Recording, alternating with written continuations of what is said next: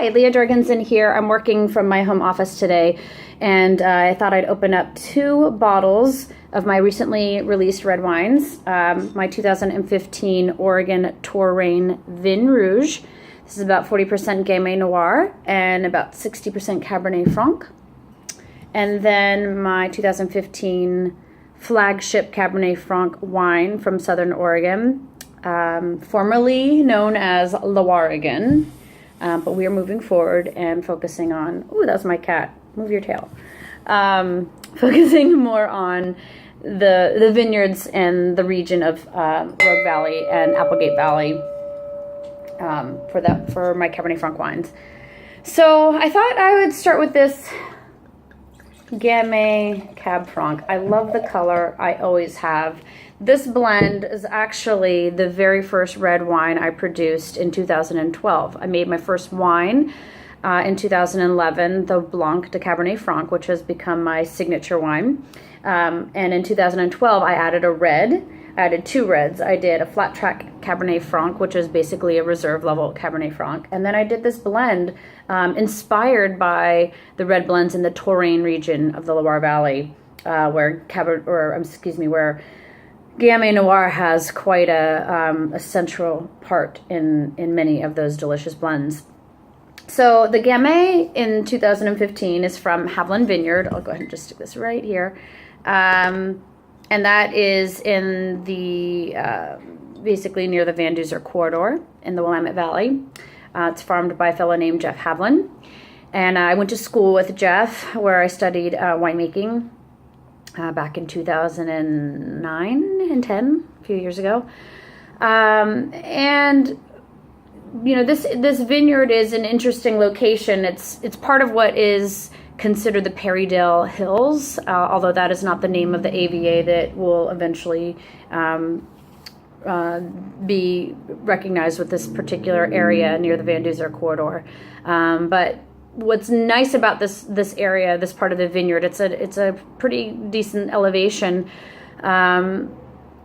compared to the rest of the vines on this particular site, and the grapes benefit from this rapid cooling effect of the Van Duzer corridor, the Van Duzer winds, and the Cabernet Franc from this vineyard from this vintage is from May's Vineyard, which is in the Applegate Valley, and that belongs to a fellow winemaker and friend, Herb Quaddy North Wines. And May's Vineyard planted,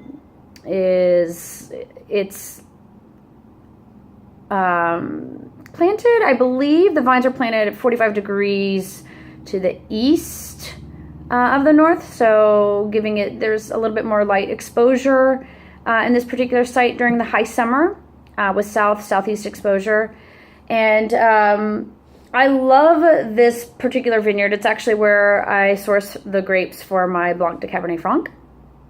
So it's kind of the bottom section of the vineyard. It's kind of dips low, and it gets just nice and cool in the evenings. And I like that we can pull this fruit at low bricks, at low sugars, I should say, low degree bricks, and get great pH out of it, and just beautifully balanced Cabernet Franc.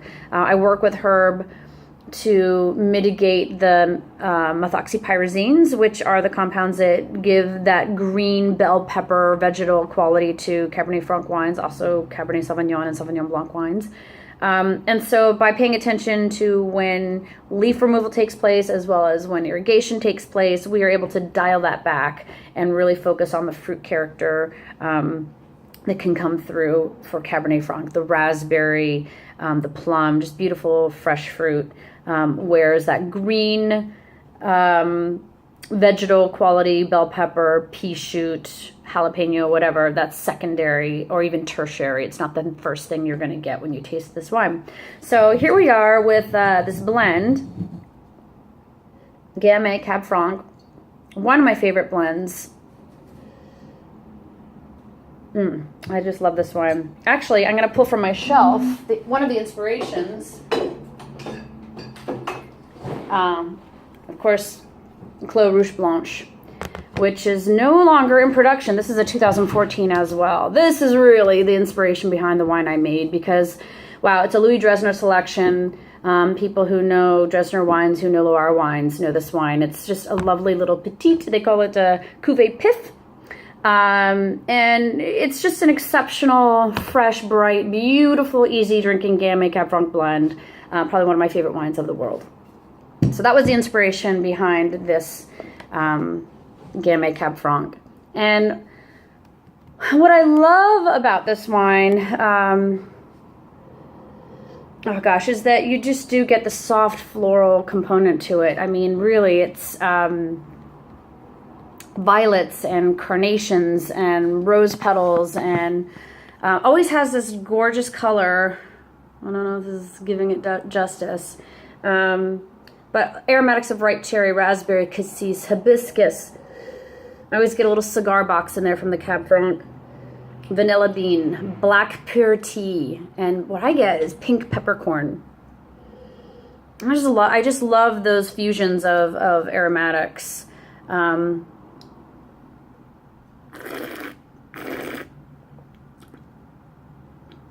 not unhappy with that. It's got, you know, really bright flavors of Bing cherry, pomegranate,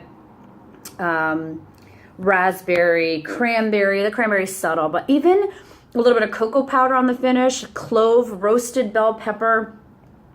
It's just this beautiful balance to me of bright fruit and then savory. It's not sweet fruit. There is a little bit of a hint of maybe sweet up front.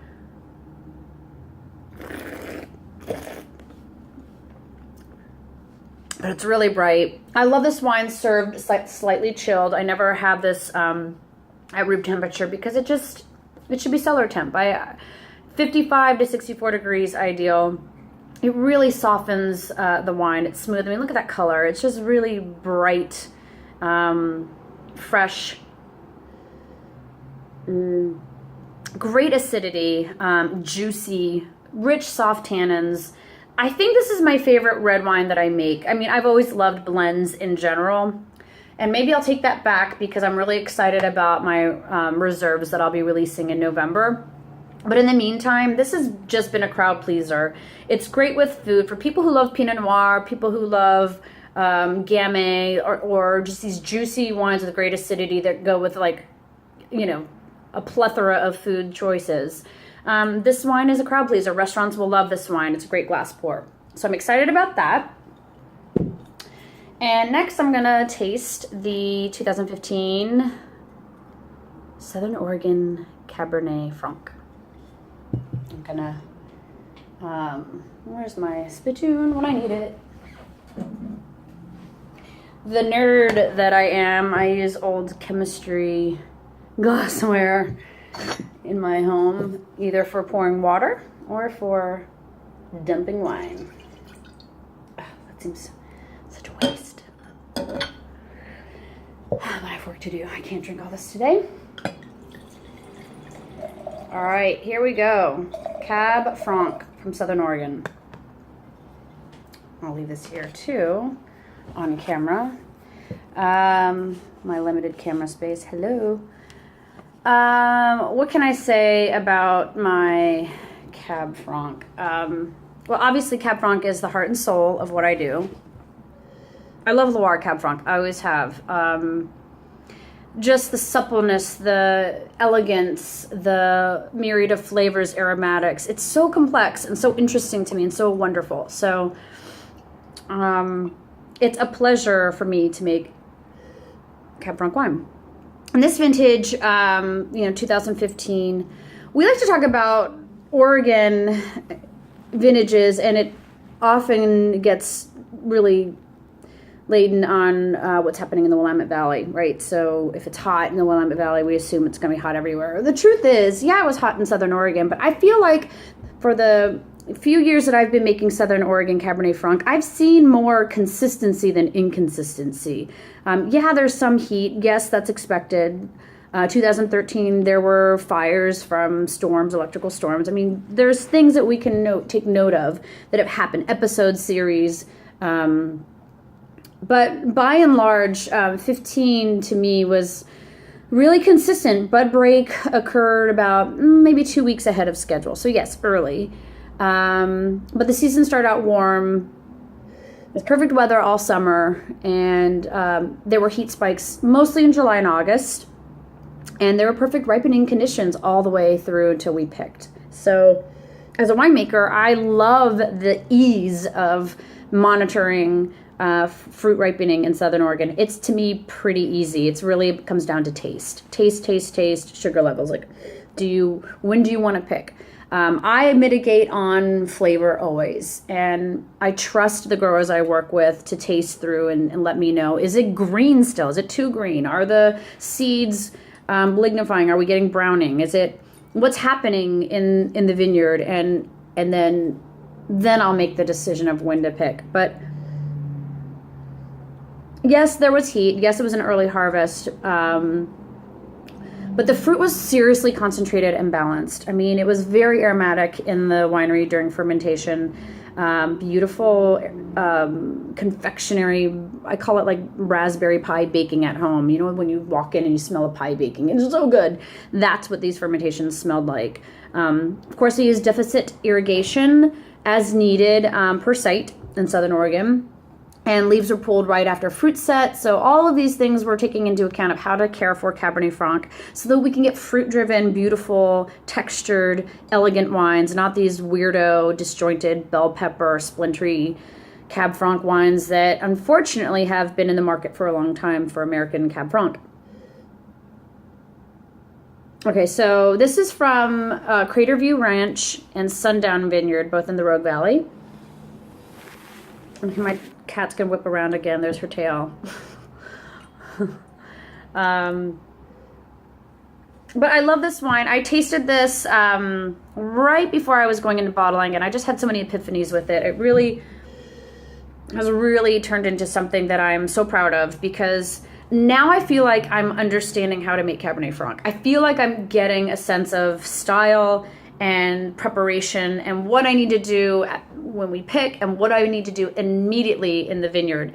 When the fruit arrives and we sort, I basically sort, destem, and as we go through the destemmer, I go for a light crush. What does that mean? Well, we break the skin just a little bit. You still are getting these intact berries, but a little crush goes a long way, about half whole berry, half crushed. And that is important as things sort of not fall apart, but as just things start to emulsify in the fermentation and things sort of start to, break down. I'll let a 4-day cold soak kind of really nuance the fruit and the juice before we start fermentation. I always try to start fermentation as cool as possible. Usually I can get it to about 55 degrees in the cellar where I'm making my wine. I'm happy with that. So it starts off slow, steady. I never get heat spikes in my fermentations. I never get heat temperatures over 80 degrees. Usually the spike for these fermentations, these fermenters, is like 75 degrees. I like that. I like that it's slow, steady, not getting super hot, not exploding, right into, fermentation and then quickly ending. So it's a nice steady haul. I do manual punch downs daily, sometimes twice daily, but mostly daily. Yeah, and this wine is just fresh, bright, vibrant aromatics. It's lifting and floating. Just intense floral notes, perfume, sweet fruit. Very floral. It makes me so happy. Again, rose petals, hibiscus, violets, carnations. I used to wear, and I wrote about this when I did my first round of tasting notes, but when I was a much younger woman, in my early 20s, I wore a French fragrance called Petit Chéri by Annick Goutal. And I actually bought my first bottle of that in Paris in my early 20s. And, that perfume is described as having scents of like pear, peach, musky, rose, freshly cut grass, vanilla, I believe. And those descriptors to me sound like if I were to describe a wine, like a white wine. But when you get all those aromatics together versus like these sort of individual pieces of the pie per se.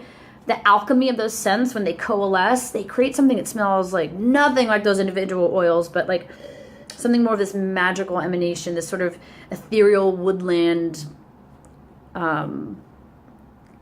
alchemy, if you will. Yeah, and just cinnamon bark, cigar. That's the Cab Franc coming through. Sweet birch bark. If you ever smell sweet birch bark, it's just glorious. It's woody and yet kind of leafy, but it's sweet. And then there's this distinctive spicy citrus aroma of black walnut leaves. If you ever smell, like, crush in your hands black walnut leaves, they have this kind of weird but delightful spicy citrus aroma.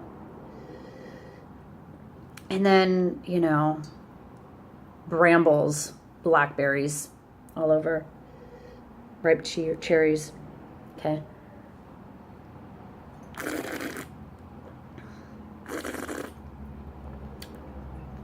It's a dry wine, very dry wine. The aromatics might fool you into thinking it's going to have a little bit of a sweet taste to it, but it's very dry, ripe fruit flavors of black cherries, raspberry, cherry, cherry tobacco, or even cherry cola, anise. And then it always has like this sort of subtle black pepper finish. It's light, it's lithe, firm tannins, it's silky, it's smooth. Again, this is a wine that just like Pinot Noir, will just accompany so many beautiful foods. Look at the color on that too. It's light. I mean, you can see through, you can see my hands when I do this. It's light, it's, I just bottled these wines a month ago. They're still, you know, coming out of bottle shock. But I love where they're going. I'm excited that they're in the market. They're ready to go. My distributors are starting to pick them up, and they will be available at stores and retail shops and restaurants in Washington, Oregon, California, Chicago, New York, New Jersey, Pennsylvania, I believe, and Minnesota. I am slowly growing distribution, and you can also get these wines from me as well. So you can find me on Facebook or leahjorgensen.com. I am getting a new website this year, very excited about it, where you can actually place a legitimate order. Thank you for your time, and I hope you enjoy these wines. Cheers.